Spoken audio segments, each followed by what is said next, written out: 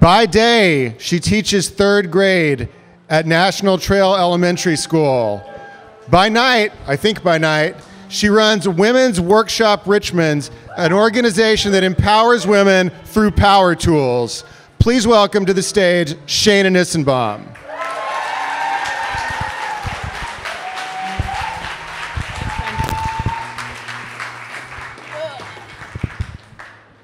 Oh wow, it's bright up here. All right. Hey guys, so I asked him not to say the title of mine because I wanted the impact, and the name of my story is Suck My Deck. So I took this theme very literally with making it. 3 years ago, we moved into our house in Reveston, and all of my neighbors had these beautiful screen porches, and the mosquitoes were particularly bad that year. So I started getting some quotes from contractors about how much it was going to cost to put in a screen porch. And they came back with quotes anywhere between $7,000 and $30,000. So I explained to them, again, that I wanted a porch, and it was just like literally a room just made of screens, because it seemed like maybe they didn't understand that. And it turns out they were clear, and it was still going to cost me anywhere between $7,000 and $30,000, which I was not going to do. So I talked to a coworker of mine, and I asked him if he would help me out in building maybe just a deck and a pergola to go with it, and he agreed.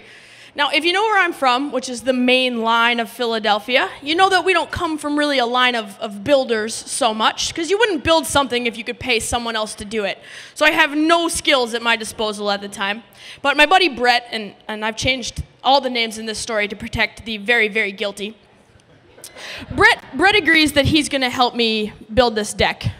So Brett's a really amazing guy, and he would take the shirt right off his back for you, but he spends way too much time over the course of this activity telling me, it'll be okay. Consider that your foreshadowing for this story. So Brett comes over, and we start making our supply list, and we talk about the things that we need. We're going to need some 4x4s for all these posts. We're going to need some 2x12s for the band joists and for the headers. And we need a $250 worth of 1x6s for the decking. Okay, so any of you that know anything about building here, don't ruin it for the rest of us that are just nodding along, because that's actually the end of the story right there otherwise.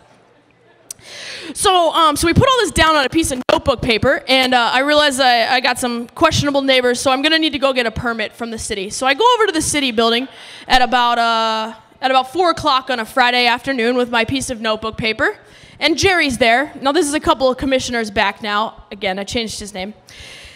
And I show Gerry my piece of notebook paper, and he looks down at my chicken scratch on there, and he raises an eyebrow at a woman even coming into his office. And much to my surprise, he very hurriedly signs off on my permit and dismisses me. I'm not one to argue. That's not true.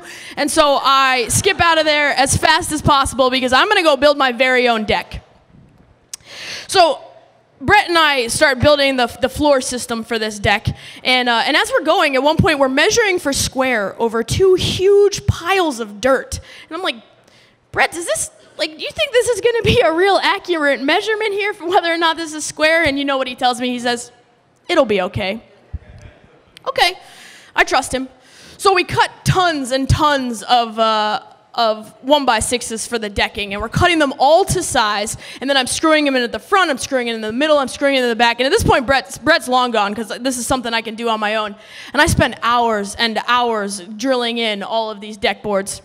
We get about 4/5 of the way through, and it's time to call in the building inspector.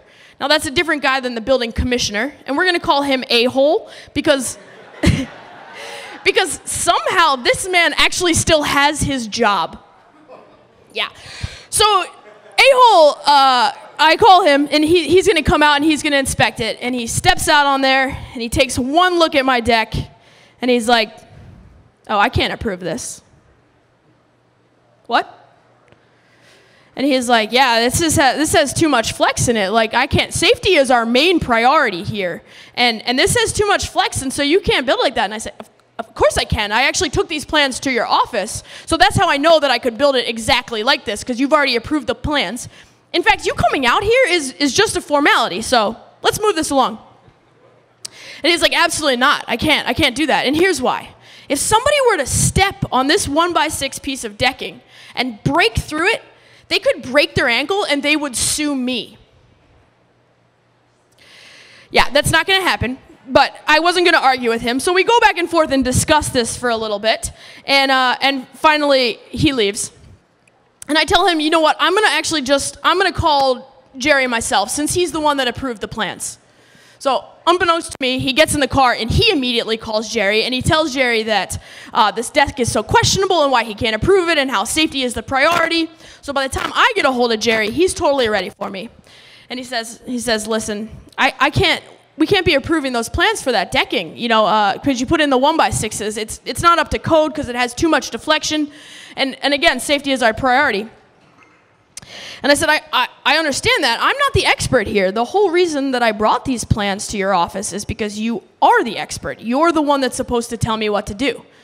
And he's like, to be honest, on that particular Friday afternoon, I was headed out for a week-and-a-half vacation, and I didn't look at your plans that carefully.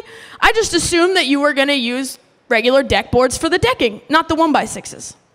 I said, not only is that the case, but I explicitly wrote on those plans that I showed you that you had approved that I was going to be using 1x6s.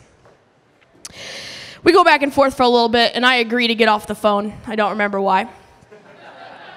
And I go home, and I have to tell my wife that we're taking out these $250 worth of boards, and we're going to replace them with thicker and stronger and way more expensive boards because he was headed off on vacation. In the meantime, I call Brett, and I tell him what's going on, and I'm pretty sure you can guess what Brett's going to say here. But Brett says, it'll be okay. No. In the meantime, a-hole shows back up on my property. Like, he just decides to come back. And he comes over and he steps out and he's like, now, listen, you just can't have this kind of safety situation here, and my penis is gigantic and you don't know what you're doing. And I was like,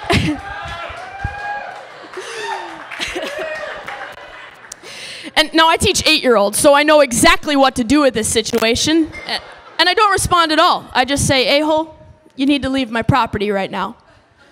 And he says, well, it's just that, like, you wouldn't have known that you have to do this, but code says, and so you have to. A-hole, you need to leave my property now. He says, well, it's like a woman hasn't really learned how to do this kind of thing. A-hole, this is the last time I'm going to say it. You need to leave my property. And he slowly backs up, but he's continuing this diatribe of misogyny and the importance of safety and the priorities here. But he gets into his truck and he leaves. We're done with this. So I call up Gerry, and Gerry cuts me off before I can say much. And he starts off right away. Look, safety is our main priority here, and there's just nothing more that I can do for you. And I stop him. You're right, Gerry. There is nothing more that you need to do for me here, because at this point, all of your future correspondence will be going through my attorney. And you can talk to my attorney about why you did not approve the deck that you already approved the plans for, because you were really worried about your vacation. You can also explain to him how a-hole will not be coming back onto my property again, or it will be considered trespassing. And he backs up real quick. Hold on. Let's not jump to conclusions. He says, you know what? I haven't actually seen your deck yet. So how about I come out tomorrow and I take a look at it? I tell him that's a great idea. So he shows up the first thing the next morning, and he says a couple of legitimate things that need to be changed, because again, Brett's solution to everything was, it'll be okay. He tells me that I need to put some carriage bolts up in the joist. It's no big deal, nothing. And then he kind of looks down at my deck, and he steps on it, and it's got a lot of deflection, I know. And he says, well, the thing is, you're going to need to replace these deck boards a lot sooner than you thought that you would. But really, I have a deck just like this in my backyard.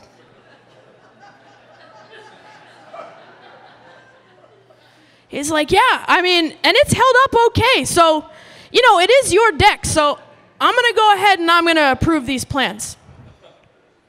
So I had one. He signs off on the paperwork and he gets in his truck. And the next day I head out to Menards and I purchased myself some thicker and safer deck boards to replace the current 1x6 that I have, because really, safety was the priority. Thank you.